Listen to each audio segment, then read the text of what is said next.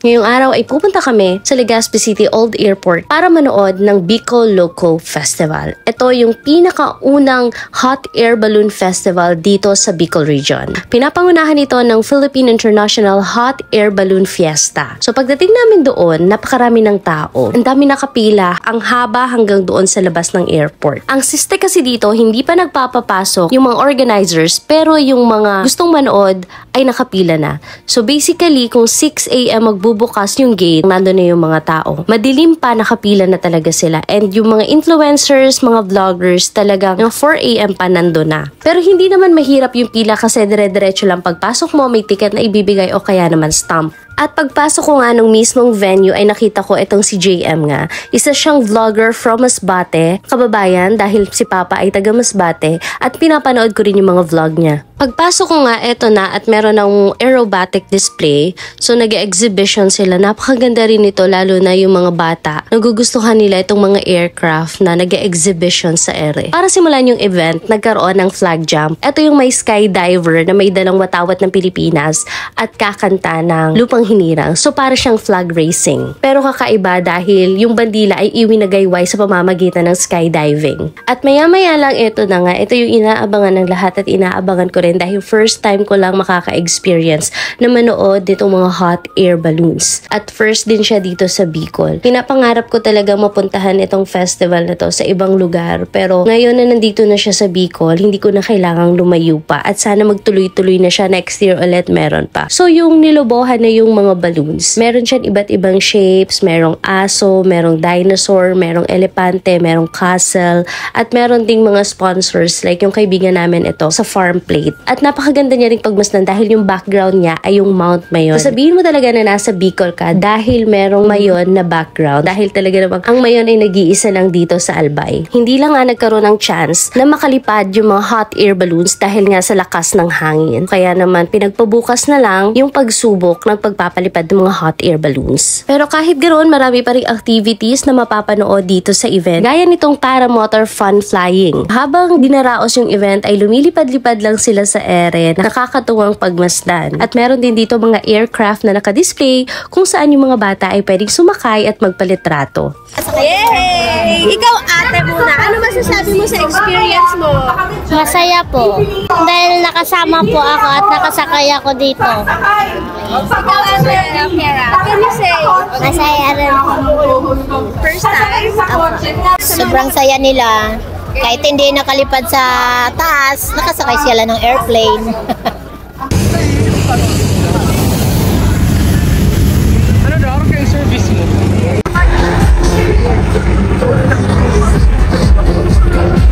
At ito na nga ang second day ng Bicol Loco 2024 Philippine International Hot Air Balloon Fiesta. Maaga akong pumunta ngayon dito kasama yung aking family. Maaga akong pumunta dito dahil nga kahapon ay hindi lumipad yung hot air balloons at ngayon naman ay ina-expect natin na sana naman ay lumipad na sila. Inaasahan kasi na ngayong araw, maagang susubukan na paliparin ng mga hot air balloons. At dumating nga ako ng pasado 6 a.m. at ito na nga yung naabutan ko. At alam nyo ba na hindi ko na nakita na nagsiliparan yung mga lobo? Eh kasi naman, kahit maaga akong dumating, ay late na ako dahil nga maaga silang nagpalipad. Kaya naman eto yung mga videos na hiniram ko kay Lakwatserong Irigenyo para maipakita sa inyo yung mga kuha nilang video nung paglipad ng mga hot air balloons. Maya-maya lang nga ay pinapasok na kami doon sa area kung saan pinapalobo yung mga hot air balloons. At sinabihan rin nga kami na pwede raw kaming sumakay dito. Nakakatuwa nga dahil hindi man kami makakalipad ng sobrang taas pero itong experience na to ay once in a lifetime. Isa nga ito sa bucket list ko na gusto kong mapuntahan dito sa Pilipinas. Yung mga lugar na nagdadaos ng hot air balloon festival. Kaya naman nakakatuwa na finally dito sa Bicol ay meron na. At hindi lang yan, dahil sa kauna-una ang hot air balloon festival dito sa Bicol ay nakasakay pa ako. At ito na nga yung oras na tayo naman ang sasakay. So una nga ay medyo nahirapan dahil hindi dahil sa mabigat ako kundi dahil sa malakas ang hangin. Dito nga ay makikita nyo naman na struggle is real talaga dahil hindi kami makaangat. Ito na nga yung mga taong uma-assist sa amin at nakapalibot na. Tatlo nga pala kaming passenger at isa yung pilot. Dito nga ay sumisigaw talaga ako ng kaya yan kasi naman syempre isang beses lang itong mangyayari at nandito na ako at nakasakay na. Syempre hihilingin ko na lang na makalipad kami, diba? Kaya sabi ko talaga sana lumipad talaga to. Kaya naman nung naramdaman ko na medyo umaangat na kami, sabi ko this is it.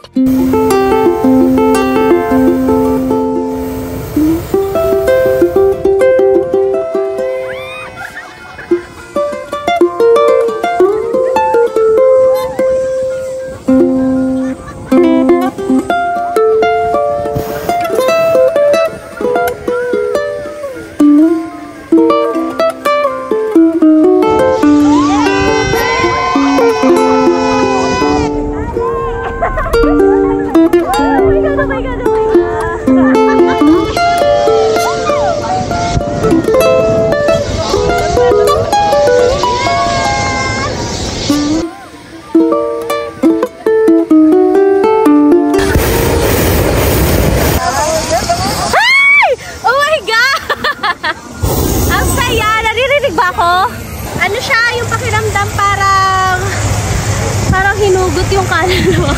Parang ka sumakay ng roller coaster, ganon. Pero masaya, worth it. Wow, super.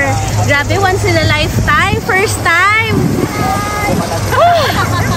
Sarap. Sana lang sumakay ka din. Gusto ko sana sumama. Gusto ko nga talaga kasama si Aaron sa paglipad pero ayaw niya nga daw sumama. Kaya ito na lang yung pinanood namin, yung aerobatic display ng Global Star Team. Nagpalipad sila ng mga aircrafts na ganito kaya naman dito tuwang-tuwa si Aaron. Umupo na lang kami dito sa sahig at in-enjoy namin yung panonood.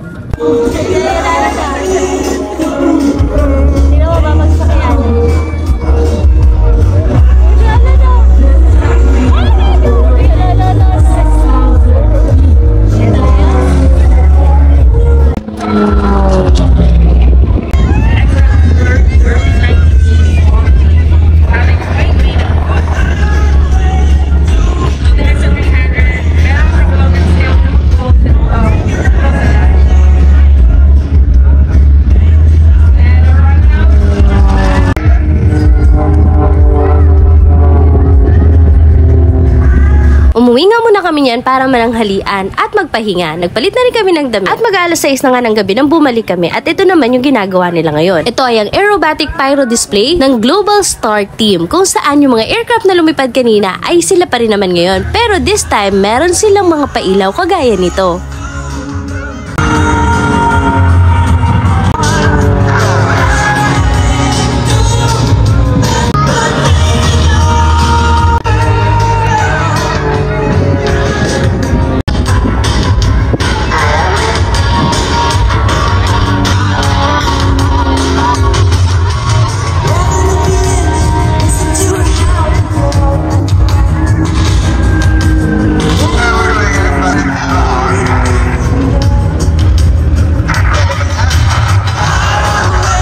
Pagsapit naman ng dilim, eto na ang view namin. Ito ay ang drone show.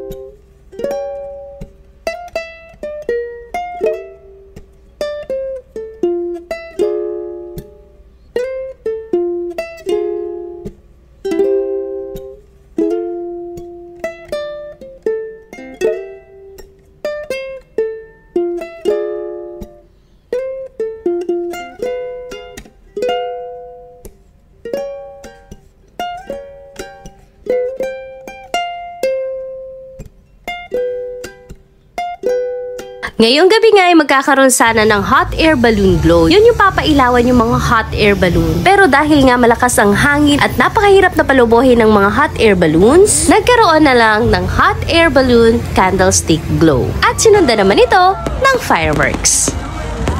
Yun lang mga nanagin. Salamat tunon! Salamat tunon!